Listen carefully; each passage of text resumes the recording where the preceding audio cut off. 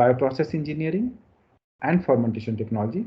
And in the same context, in today's lecture, I'll give you a brief overview of fermentation, bioprocess technology. I'll talk about chronological development of fermentation technology, bioprocess development workflow, along with a brief discussion on enablers of industrial scale bioprocess development workflow. Now let's move on to next slide, where I'll briefly talk about fermentation process. So the term fermentation is derived from the Latin verb fervor, which means to boil.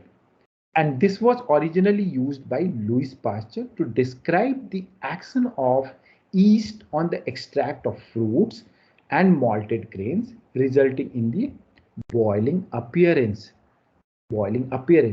And this boiling appearance observed during the process was due to the production of carbon dioxide bubbles caused by the anaerobic catabolism of sugar present in the extract. Now let's try to understand this from biochemical perspective. The catabolism of sugar is an oxidative process which results in production of reduced pyridine nucleotide. Now these reduced pyridine nucleotide must be reoxidized for the process to continue, because we have a defined pool of this pyridine nucleotide.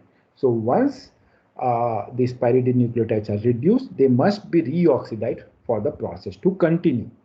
Under aerobic condition, reoxidation of reduced pyridine nucleotide occurs by electron transfer via the cytochrome system, where oxygen acts as the terminal electron acceptor. So this happens in regular aerobic processes. Now consider a case where oxygen is not available, oxygen is not available as terminal electron acceptor. So under such anaerobic conditions, oxidation of reduced pyridine nucleotide is coupled with the reduction of another compound, which is often a subsequent product of the catabolic pathway. For example, in case of lactic acid fermentation, NADH is produced during glycolysis, and it is regenerated by reduction of pyruvate to lactate. So in this case, one organic compound is used as terminal electron acceptor, and such processes are termed as fermentation. Or we can define the fermentation process as the metabolic process in which carbohydrate and related compounds are oxidized with release of energy in the absence of external electron acceptor. We don't have any external electron acceptor, and under anaerobic conditions. So the process will take place under anaerobic conditions. So this is the strict biochemical definition for a fermentation process. However,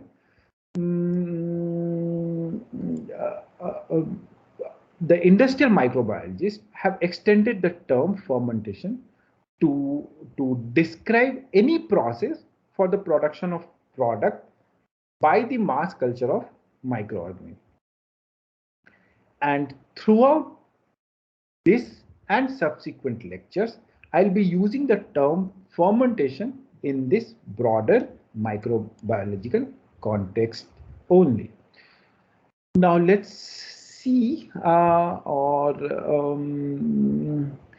here also you can see that in a typical fermentation process, first pyruvate is formed as a result of glycolysis, and then different types of products are produced as a result of fermentative pathway. And it depends on the type of organism. Different type of organisms might produce different types of fermentation product.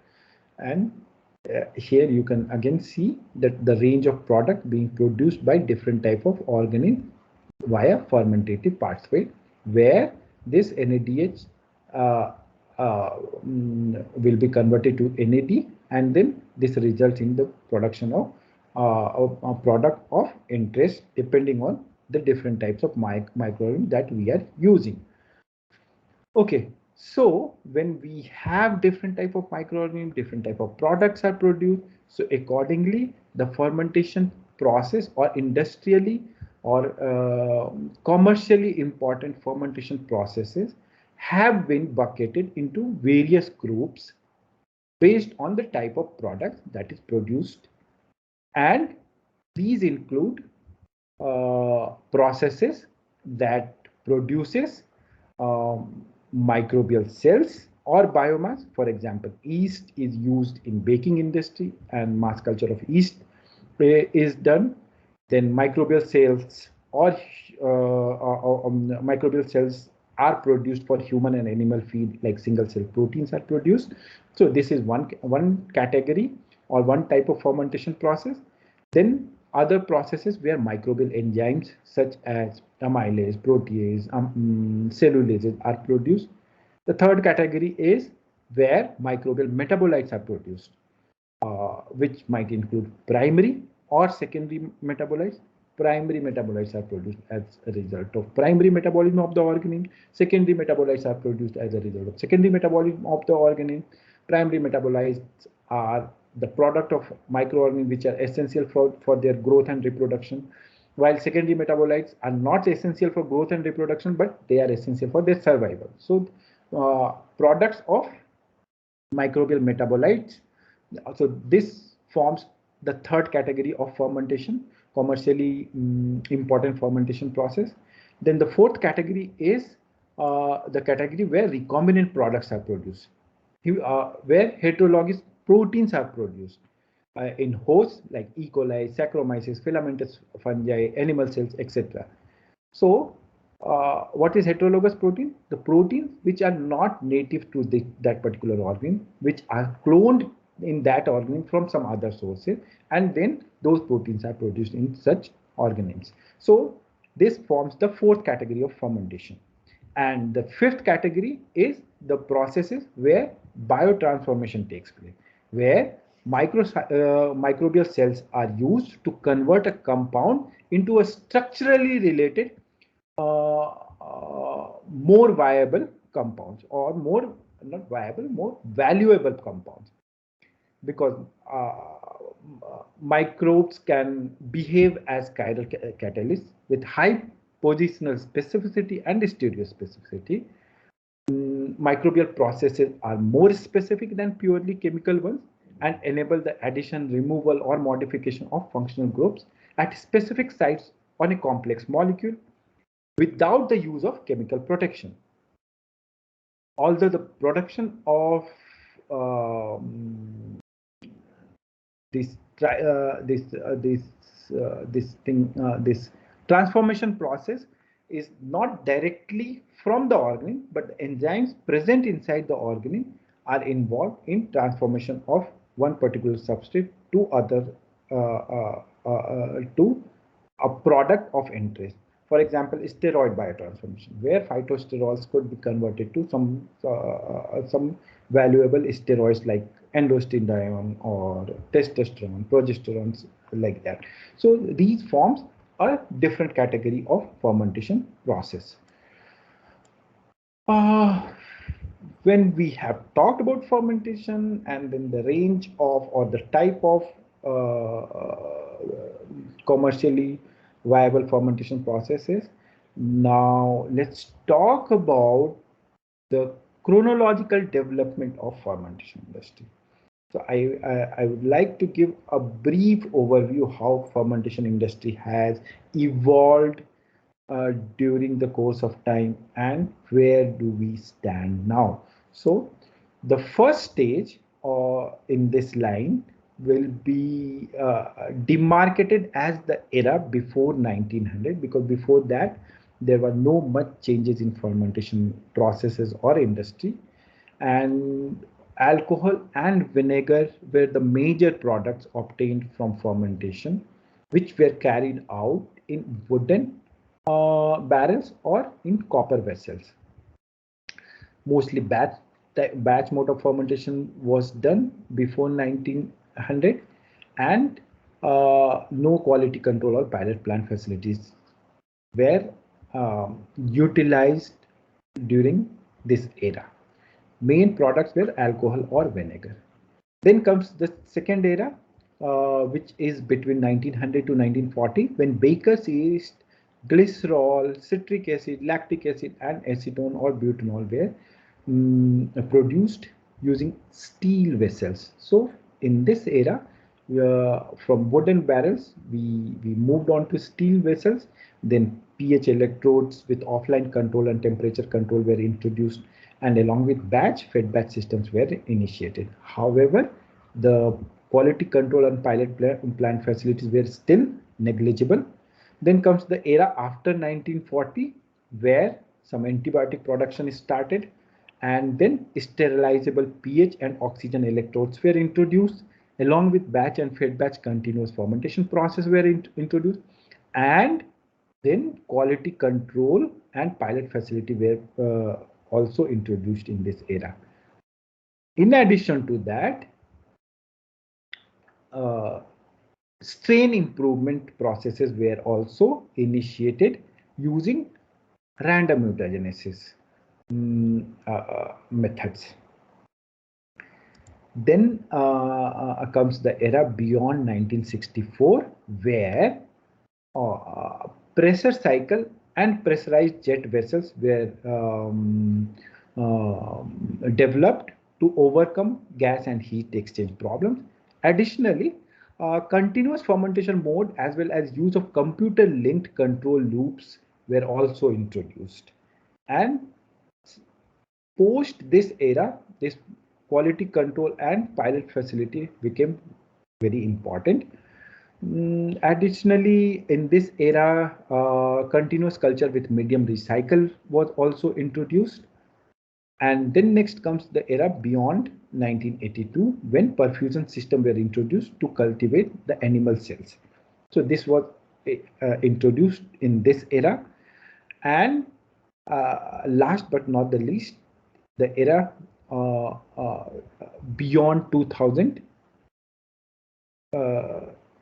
where synthetic biology tools were introduced to develop existing and novel fermentation processes. So by application of synthetic biology, fermentation processes were dramatically changed in terms of their efficiency, output, and their viability. So this is the current era, which is beyond 2000, where synthetic biology is shaping up this fermentation industry to a larger extent. So this is a chronological development of fermentation industry, how it developed during the course of time. Now, after this, I would like to briefly introduce you the bioprocess development workflow for any product of interest. If you have to work on a process development project to produce any kind of product, you'll have to follow these steps. And therefore, I would like to discuss these steps at this moment. A typical lab scale bioprocess development workflow for any product of interest will comprise of 5 different stages, starting from desired culture to be used in the process, and it will extend, or it will go up to the technology transfer for pilot or production scale study. So it will start from step 1, which starts with desired culture, and it will go up to the stage where technology transfer is done for pilot scale evaluation of the process. So this desired, in the step One, we will look for the desired culture which will be used subsequently for development of the process for the product of interest. So desired cultures could be obtained from various routes such as isolation and screening of culture from environment, or from a designated culture collection, or internal cell banks could be used for taking for sourcing the cultures, desired cultures.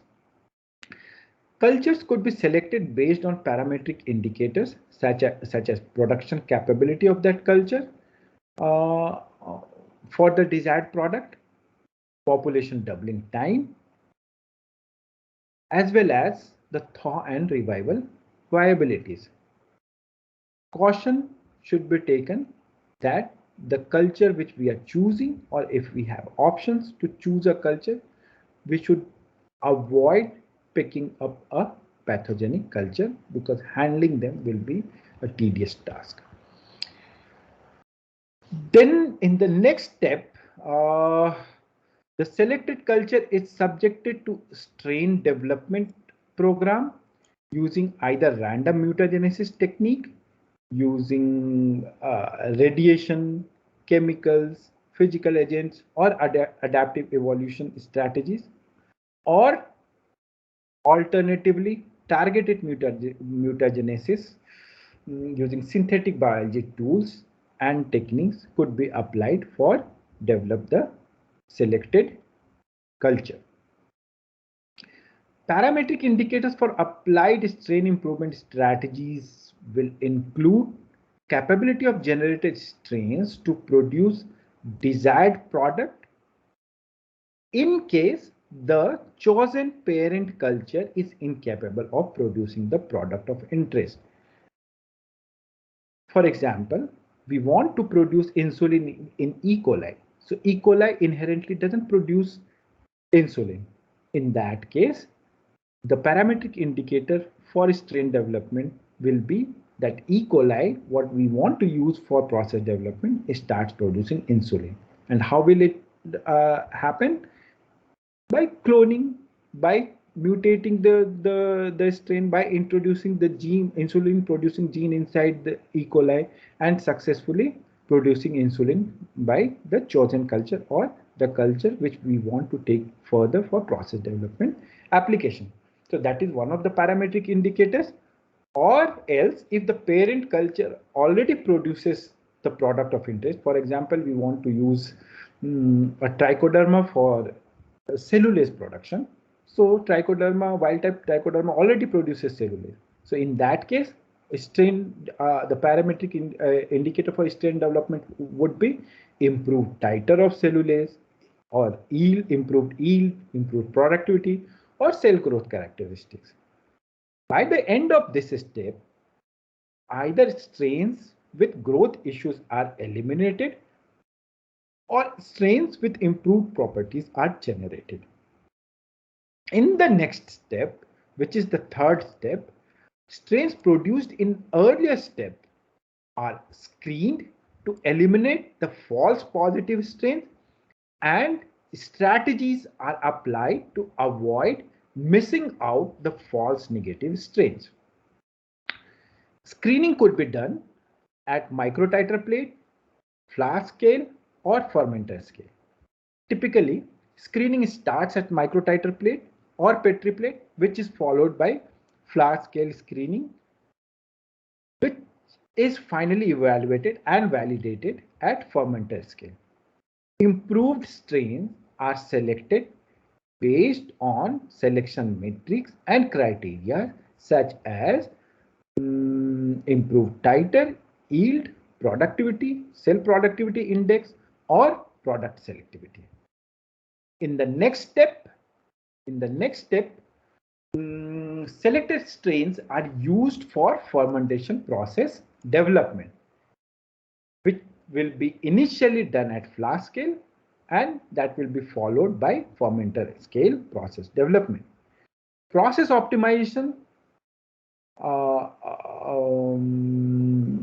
will include optimization of parameters such as pH, agitation speed, dissolved oxygen level, or nutritional components such as medium composition, inducers, enhancers, inhibitor removal, or addition of precursors, etc.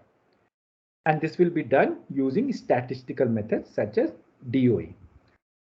Other aspects of process development will include modes of operation such as batch, fed batch, or continuous mode of operation, high cell density cultivation, in situ product recovery techniques, and selection of one or the other strategies mentioned here will completely depend on the process on which we are working and the problems associated with the process. Finally, at the end of this step, we expect to establish an optimized scalable process indicated by desirable titer, yield, productivity, cell productivity index, product selectivity, product quality, etc., etc. At this stage, process will be ready for technology transfer for pilot scale study. So this is a typical workflow for any bioprocess development project. And this has been diagrammatically represented on this slide just for simplicity. Here you can see initially a desired culture is generated, desired E. coli culture is generated to produce a human protein and or a human hormone, and then this culture will be used for process optimization initially at lab scale, then pilot scale study, then it will be transferred for pilot scale or manufacturing scale studies. So this is a workflow for bioprocess development of any project. In industries, you'll be having designated scientists working on strain improvement and then process development. But at lab scale, you will be doing both the things because this is your learning stage. And it's always better to learn both the things, strain engineering techniques as well as fermentation. Idea of fermentation technology or fermentation processes. It will help you to quickly develop the process, your desired process with given output specifications. Now, when we have already talked about bioprocess development workflow. Let's talk about the component parts of a fermentation process. So like a typical bioprocess development workflow, the component parts of a typical fermentation process will be common regardless of the type of fermentation or what fermentation process you are working. An established process will be divided into these 6 basic component parts, which will include first, formulation of media to be used in culturing the process organism during the development of the inoculum and in the production fermenter. Second, the sterilization of the medium, fermenter, and ancillary equipment. So first, media development or media formulation. Second, sterilization of medium, sterilization of fermenter, and ancillary equipment. Third, production of an active pure culture in sufficient quantity, which could be used as inoculum, which could be used to inoculate the production vessel. Fourth stage or step will be the growth of the organism in the production fermenter under optimal condition for product formation.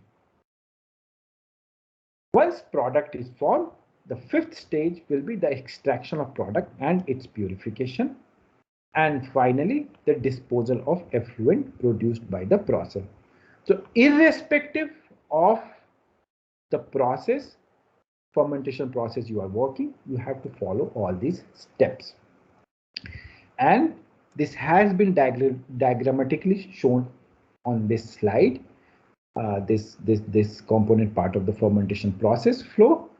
It starts from an inoculum or from a pure culture or stock culture, which will be grown to produce seed, or inoculum, which will be inoculated to production fermenter.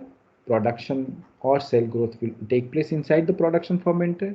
Product will be produced. Once product is produced, harvesting will be done. Separation of product from bulk of the medium will be done. Then purification of the product will be done. Finally, formulation, and after quality check, packaging of the product will be done. So this is a typical fermentation process workflow. And this entire fermentation process is divided into two parts. The process is starting from culture till harvesting or separation of till product for fermentation or product formation in the bulk of the medium is termed as upstream process. From harvesting till purification will be designated as downstream process. So this entire fermentation process is divided into upstream process and downstream process. Okay, so now when we have discussed the overall fermentation process workflow. Now let's talk about some of the objectives of any fermentation project in general. So any fermentation process development project will have either or all of these objectives. What does it mean? Mean that either you will be asked to improve the titer of the process, improve the titer of your product, improve yield of your product, improve the productivity of the system or the process, improve the biomass quantity of the quantity which you get from the fermentation process, or improve the product selectivity. So let's talk or discuss briefly about all these terminologies, what I said. So titer, we all know, titer is nothing but the concentration, which indicates, if we are talking in terms of product, which indicates product per unit volume of the medium. Yield will be of two different types. One is substrate yield, other will be biomass yield. So product yield on substrate is amount of product produced per unit of substrate consumed. That is yield on substrate. Yield on biomass is amount of product produced per unit biomass which is generated during the process. So that is yield on biomass. Yield of biomass is amount of biomass produced per unit substrate consumed. Productivity. Productivity gives the measure of the speed of the fermentation process, and productivity is titer per unit time, or concentration of the product produced per unit time. That is productivity of the process. Cell biomass, we all know, the biomass of the organisms which we are growing in the fermenter, cell biomass. And selectivity, product selectivity. So product selectivity is an indicator of relative concentration of product in a mixture of products.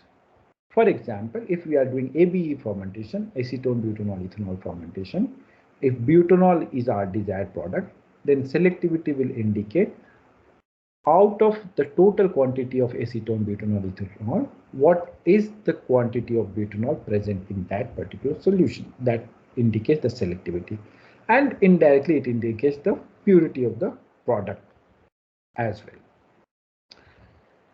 And to achieve these objectives of the fermentation process, what are those enablers? How can you achieve these objectives of the fermentation process? So the enablers of the fermentation process, or not fermentation process, enablers of achieving these fermentation objectives would be physiochemical factors, process strategies, nutrient-based strategies. So you can play around with any of these three factors to achieve these fermentation related objectives. Physiochemical factors will include changing the physical parameters or chemical parameters, physical parameters changing pH value, temperature value, optimizing dissolved oxygen concentration, agitation speed. So all these things you can play around, optimize to achieve these objectives. Process strategies like how we are cultivating or what mode of operation we are using, whether we are using batch, fed batch, continuous, in situ product recovery, high sulfur density fermentation we can apply. So these are some of the process strategies we can use to achieve these objectives. Similarly, certain downstream processing strategies also we can apply to improve the overall tighter yield productivity of the process. And the third one is nutrient-based strategy, like optimizing the media compositions to improve the tighter yield productivity of the process. So these are some of the enablers playing around with or by changing these factors or by optimizing these factors, we can achieve the objectives of our fermentation process development work. Okay, so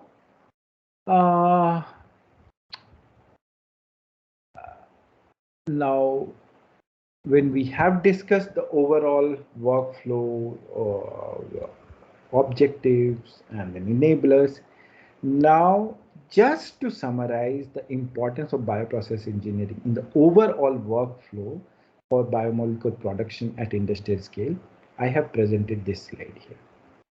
Here it could be seen that system biologists, metabolic engineers, and protein engineers, they all work together to generate desired strains that could be used for industrial scale fermentation process development. Once strains are constructed, it is transferred to bioprocess engineering team for screening, hit selection, and process optimization, which starts from microtiter plate and goes up to lab scale fermenters. Once the lab scale optimized process is ready, technology is transferred for pilot scale evaluation. So a biochemical engineer plays vital role in process development for industrial scale production of any biomolecule. This is applied in industrial setup, but you can see that understanding of biochemical principles or tools and techniques will help you to excel in any such projects. And therefore, we must learn the science and art of fermentation and fermentation technology to be successful in this domain. With this, I'll stop my today's lecture here. And in next lecture, I'll talk about fermenters and their component parts. In case you have any queries, you can write me on this email ID. I hope you understood the overall scheme or the overall concept of bioprocess engineering. How does it work? What are the component parts? And what are the enablers? What are the different terminologies? All these things you are able to understand. Any confusion, please write to me. Thank you. We'll see you in next lecture. Have a nice day.